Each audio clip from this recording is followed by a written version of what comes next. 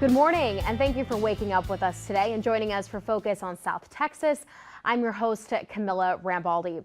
Our first guest up today is UT Health San Antonio, and I have here Dr. Seshadri as well as Dr. Carol White with UT Health San Antonio. I understand, Carol, you are a nursing professor, and Dr. Seshadri, you are a neurology professor at UT Health San Antonio.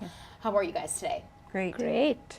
Well, thank you guys so much for coming on the show. We're here to talk about a really important topic in our community, Alzheimer's. I know, obviously, this is a huge impact on people living in San Antonio, but I'll start with you, Dr. Seshadri. I understand the Biggs Institute here in San Antonio provides so many resources for studying the disease and what type of care is available. Can you talk to us a little bit about the Institute? Absolutely, and good morning, and thank you, Camilla, and good morning to your listeners out there for giving me this opportunity to share this new institute we're building within the UT Health Science Center San Antonio.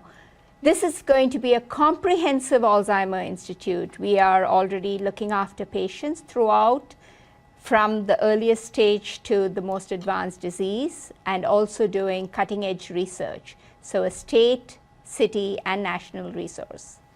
And a little bit of background, who was Glenn Biggs? Obviously, he is the individual this institute has been named after.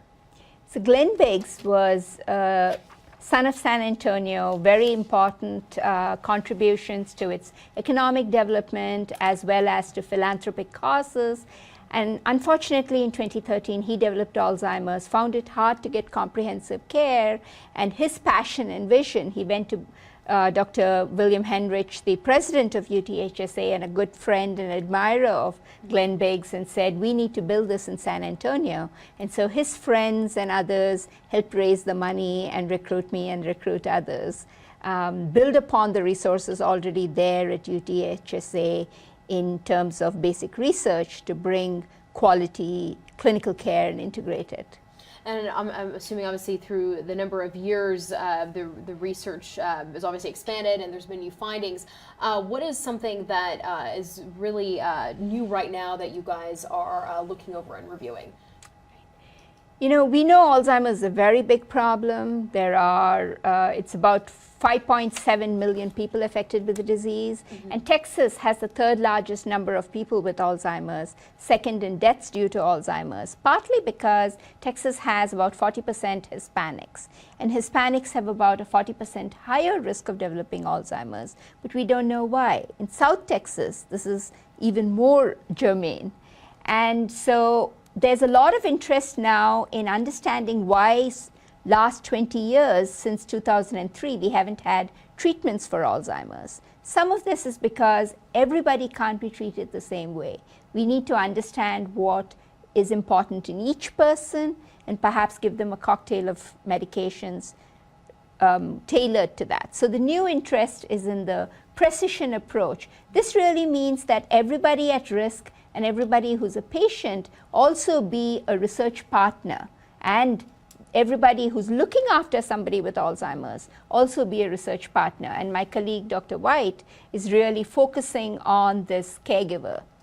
And that brings me to my next question. I'll move on to you, Dr. Carol White. What are some of the latest, I know we talked about some of the latest treatments for Alzheimer's disease, but what is it like to be in this field and seeing some of the latest developments? So I think for family caregivers, it's a role that completely changes the family once someone is diagnosed with Alzheimer's. It's not only a disease that affects the individual, but it has long-lasting changes for all of the family.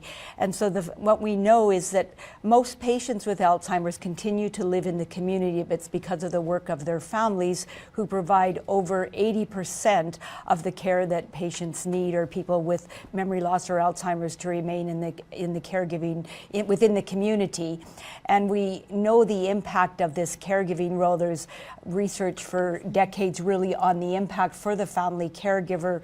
Caregivers are at risk for depression. They're at risk for physical health problems, for anxiety.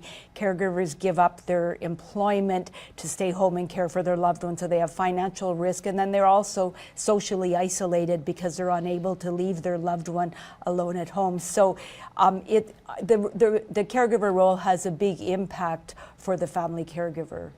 What is some advice or some tools that you can share with us for those caregivers or for those family members that are maybe starting to see those initial signs of Alzheimer's? What is the first thing that they should do?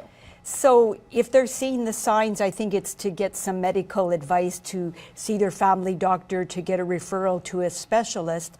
As they get a diagnosis for the caregiver and the caregiver transitions into the role, I think sometimes caregivers think the most important thing they should be doing is care for their loved one. But first of all, the caregiver has to care for themselves. If he or she doesn't care for themselves, they're not going to be able to continue to care for their loved one. And it's important to be able to know what are the resources that are available, to also to educate themselves, to learn about the disease, to learn about the progression, so that they can plan early for the role they're taking on. And what are some, I forgot to ask, what are some of those initial signs that someone may start noticing? So there are a range of signs, and they blend into things that happen to us as we grow older, and that's why it's important to talk to your doctor and not panic if you occasionally forget where the car keys are. But if people are repeated, if the most important thing is a change from what the person used to be, and if they have trouble repeating the same stories, if they are forgetting appointments that were important to them, if they are misplacing things that normally they would not, these are all signs. Sometimes finding the right words can be a sign. Sometimes they can be physical signs such as falling or feeling dizzy. There are a larger range of treatments available now than ever before, things that attack different aspects of the disease, and so being part of clinical trials is really helpful so that we can hasten the cure. And what's so great is people here in San Antonio can participate in those clinical trials. How can people sign up, and is there a specific time period of when these are made available?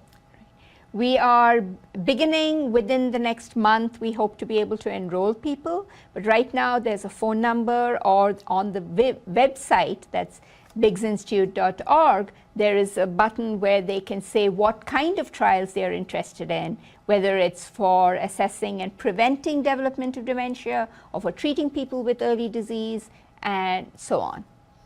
Absolutely, and of course we'll have that information on foxsanantonio.com, and I thank you so much for all that information. I want to go back to Dr. White. I understand that there is a caregiver program also here in San Antonio that's really important. Can you tell me a little bit about that? Yes, it's called the Caring for the Caregiver program, and we're working in collaboration with the Biggs Institute.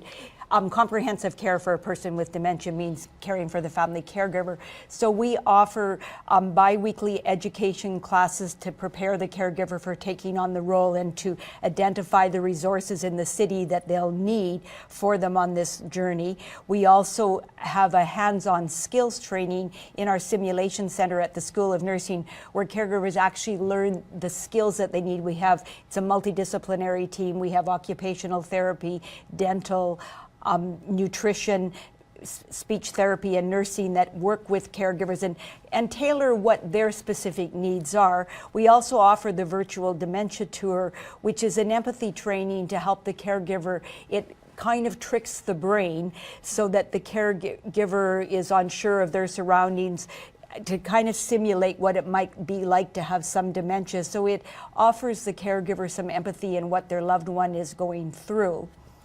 We also have this Dialogues on Dementia program, which is a public lecture where people can meet our physicians, our psychologists, as well as top visiting researchers to ask their questions and discuss, because we are very much looking for feedback from the community on what their needs are to provide this kind of comprehensive care and research. And like you mentioned, Dr. White, earlier, the importance of the caregiver also taking care of themselves in that process of caring for their loved one. And the good news is there's going to be a caregiver skills training workshop coming up in June, on June 14th. Is there going to be more workshops throughout the summer, or is this the only one that's going to be If you go to the website, there are very frequent Yeah. workshops. And so our website is utcaregivers.org, and you'll see them announced. They're also on the BIGS website. We collaborate very closely, but we offer the skills training monthly. We offer the classes every 2 weeks, so they would just need to see them and sign up for them, which they're because of generous donations, we're able to offer these free of charge to the caregivers. Well, we're about to go to break, but I want to say thank you, Dr. White and Dr. Seshadri, for coming on the show and sharing this great information on Alzheimer's disease. And if you at home want to learn more about this and find out more resources, just head to foxsanantonio.com. Coming up in just a few minutes, above average heat temperatures came early this year. What you need to know to protect you and your family.